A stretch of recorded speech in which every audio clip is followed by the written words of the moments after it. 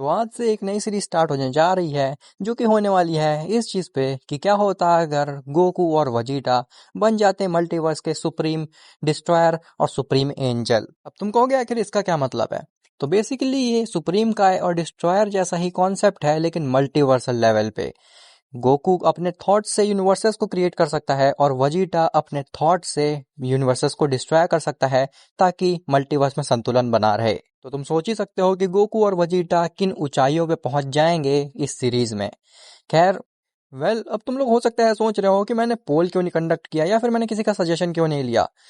ऐसा इसलिए क्योंकि मेरे पास जितने भी सजेशन आ रहे थे वो गोकू की सीरीज से रिलेटेड आ रहे थे और लास्ट कुछ सीरीज से मैं गोकू के ऊपर ज्यादा फोकस कर रहा हूँ और बाकी कैरेक्टर पे ज़्यादा फोकस नहीं कर पा रहा हूँ। इसीलिए मैंने सोचा कि इस सीरीज में मैं सभी कैरेक्टर्स पे ध्यान दूंगा ताकि तुम लोग भी नई नई फॉर्म्स के बारे में जान सको और स्टोरी को और ज़्यादा इंटरेस्टिंग बनाया जा सके। खैर अब शुरुआत करते हैं अपनी स्टोरी की। तो ये स्टोरी स्टार्ट होती है टूर्नामेंट ऑफ पावर के बाद से जब ब्रोली हमला करने आता है अर्थ में। गोकू और वजीटा ब्रोली को रोकने के लिए जाते हैं लेकिन तुम तो जानते ही होगे कि गोकू और वजीटा ब्रोली को नहीं रोक पाते। लेकिन इस बार वो गोजीटा में फ्यूज नहीं करते क्योंकि उसकी जरूरत भी नहीं पड़ती। वजीटा अल्ट्रा ईगो को पहले ही अनलीश कर लेता है और अल्ट्रा ईगो में रह करके वो ब्रोली को सिंगल हैंडेडली हरा भी देता है। जिसके बाद वजीटा गोकू ब्रोली पहुंचते हैं बीरस के प्लेनेट पे। अब मैं चाहता तो इसको और बड़ा कर सकता था लेकिन तुम लोगों ने ऑलरेडी देख रखी होगी वो ब्रोली वाली मूवी, इसीलिए मैंने इसको ज्यादा एक्सटेंड नहीं किया। खैर बीरस के प्लेनेट पे पहुंचने के बाद वीस बीरस से कहता है कि लॉर्ड बीरस मुझे लगता है कि अब आपका समय खत्म होने वाला है। बीरस कहता है आखिर तुम्हारा मतलब क्या है वीस। तो वीस बताता है कि लॉर्ड बीरस वजीटा ने भी डिस्ट्रॉयर की पावर को अनलीश कर लिया है और मुझे लगता है कि आने वाले कुछ समय में वो आपको भी सरपास कर जाएगा। बीरस कहता है हाँ, तुम्हें क्या लगता है मुझे सरपास कर पाना इतना आसान है। इस मल्टीवर्स के सभी डिस्ट्रॉयर्स में मैं सबसे ज़्यादा ताकतवर हूँ। जब वो गॉड्स मुझे सरपास नहीं कर पाए तो ये आम सा मॉर्टल मुझे कैसे सरपास कर पाएगा। खैर अभी मुझे जाना है और आराम करना है। जब मैं सो करके उठूंगा तब मैं देखूंगा कि ये मॉर्टल कितना ज़्यादा ताकतवर बन चुका है। और ऐसा बोल करके बीरस वहाँ से जाने लगता है। वजीटा कहता है लॉर्ड बीरस क्या मैं आपसे एक बार फाइट करके देख सकता हूँ। आखिर मुझे देखना है कि मैं पावर लेवल के मामले में आपके कितने करीब हूँ। बीरस कहता है कि तुम तो मेरे आस पास भी नहीं हो लेकिन फिर भी अगर तुम चाहते हो मेरे से फाइट करना तो क्यों नहीं। तुम्हें हराने के बाद मुझे भी काफी अच्छी नींद आएगी। तो फिर चलो मेरे पास ज्यादा समय नहीं है, तुम डायरेक्ट अपनी डिस्ट्रॉयर वाली फॉर्म दिखाओ और मुझसे फाइट करो। वजीटा कहता है जैसा आप कहें लॉर्ड बीरस। और ऐसा बोल करके वजीटा ट्रांसफॉर्म हो जाता है अल्ट्रा ईगो में। और जैसे ही वो अल्ट्रा ईगो में ट्रांसफॉर्म होकर के बीरस के ऊपर अटैक करता है बीरस केवल एक ही हाथ से वजीटा को रोक लेता है। बीरस कहता है कि वीस क्या तुम्हें सच में लगता है कि ये मॉर्टल मुझे हरा पाएगा। मुझे तो लगता भी नहीं कि इसकी पावर लेवल मेरे आस पास भी है, मैं तो इसको एक पंच में ही हरा सकता हूँ। और ऐसा बोलते ही बीरस केवल एक पंच मारता है वजीटा को और वजीटा धराशायी होकर के जमीन में गिर जाता है। बीरस कहता है वजीटा मुझे लगता है कि तुम्हें अभी बहुत कुछ सीखने की जरूरत है, तुम अभी मेरे आसपास भी नहीं हो। और ऐसा बोल करके बीरस वहां से चला जाता है।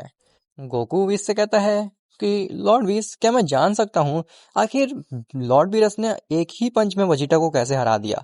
मेरे को याद है जब मैं सुपर सैयन गॉड फॉर्म में रह करके उनसे फाइट कर रहा था तो वो एक पंच में मुझे नहीं हरा पाए थे लेकिन उन्होंने वजीटा को कैसे एक ही पंच में हरा दिया जबकि वजीटा अपनी सबसे स्ट्रॉन्गेस्ट फॉर्म में था। वीस कहता है ऐसा इसलिए क्योंकि लॉर्ड बीरस ने थोड़ी सी चीटिंग की थी। वजीटा कहता है आखिर कैसी चीटिंग। तो वीस कहता है कि लॉर्ड बीरस ने अपनी हकाइकी का इस्तेमाल किया था जो कि उनको मना होता है इस्तेमाल करना। गोकू कहता है इसका मतलब है कि जब वो मेरे से फाइट कर रहे थे जब मैं सुपर सैयन गॉड फॉर्म में ट्रांसफॉर्म हुआ था तब वो अपनी हकाइकी का इस्तेमाल नहीं कर रहे थे। बीस कहता है कि अगर वो हकाइकी का इस्तेमाल करते उस समय तो तुम इरेज हो जाते, इसीलिए उस समय वो अपनी मॉर्टल की से फाइट कर रहे थे। खैर बेहतर यही होगा कि तुम उनकी बात को छोड़ करके अपनी ट्रेनिंग को स्टार्ट करो। ब्रोली कहता है हाँ क्यों नहीं, मैं तो एकदम तैयार हूँ गोकू और वजीटा से लड़ाई करने के लिए। वीस कहता है ब्रोली क्या तुमने देखा नहीं कि बीरस ने कितने आसानी से हरा दिया वजीटा को। तो अगर तुमने उनकी नींद तोड़ी तो वो तुम्हें बिल्कुल इरेज ही कर देंगे, तो बेहतर यही होगा कि तुम लड़ाई ना ही करो। ब्रोली कहता है तो फिर मैं अपने आप को ट्रेन कैसे कर पाऊंगा, आखिर मेरा यहाँ पे आने का पॉइंट क्या है। तो वीस कहता है कि तुम्हें मेडिटेशन करनी चाहिए, तुम्हें अपने गुस्से पे काबू करना सीखना होगा पहले। तभी मैं तुमको इन दोनों से फाइट करने दूंगा। और हाँ, गोकू और वजीटा, तुम ये चीज ध्यान रखना कि तुम्हें अल्ट्रा इंस्टिंक्ट और डिस्ट्रॉयर की फॉर्म में ट्रांसफॉर्म नहीं होना, क्योंकि अगर तुमने वैसा किया और लॉर्ड बिरस की आंख खुली तो वो तुम्हें इंस्टेंटली इरेज कर देंगे। तो तुम लोगों को जितनी भी ट्रेनिंग करनी है वो सब अपने बेस फॉर्म में रहकर ही करनी है। गोकू और वजीटा कहते हैं जी लॉर्ड वेस, जैसा आप कहें। जिसके बाद गोकू और वजीटा अपनी बेस फॉर्म में रह करके ट्रेनिंग स्टार्ट कर देते हैं और ब्रोली अपनी मेडिटेशन पे ध्यान लगाने लगता है। खैर, वहीं दूसरी तरफ फ्रीजा बहुत बुरी तरीके से पिटा होता है ब्रोली के हाथों। और तो फ्रीजा ये चीज ठान लेता है कि वो किसी भी सेन को नहीं छोड़ेगा।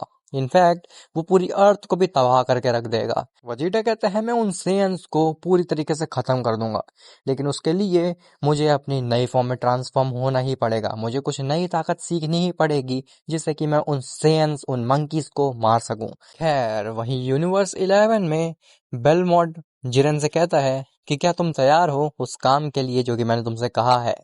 जिरेन कहता है जी लॉर्ड बेलमोड, मैं बिल्कुल तैयार हूँ। जिसके बाद हमारे रास्ते में कोई भी कांटा नहीं बचेगा, हमारा रास्ता एकदम क्लियर हो जाएगा। खैर, अब बेलमोंट आखिर क्या प्लान कर रहा है और आखिर क्या होने वाला है आगे के पार्ट में, वो सब तुम्हें पता चलेगा नेक्स्ट पार्ट में। और हाँ, आज का पार्ट छोटा इसलिए है क्योंकि मेरा आधा दिन तो यही सोचने में निकल गया कि मैं नेक्स्ट सीरीज अपनी क्या रखूंगा, जिसके बाद मेरे पास ज़्यादा समय नहीं बचा था स्टोरी लिखने के लिए। इसीलिए मैं माफ़ी चाहूँगा आज फिर से कि छोटी सी वीडियो बना रहा हूँ, लेकिन कल से मेरी ये पूरी कोशिश रहेगी कि मैं कम से कम 9 मिनट की वीडियो तो बनाऊं ही। खैर, तुमसे मिलते हैं नेक्स्ट पार्ट में, तब तक के लिए बाय बाय।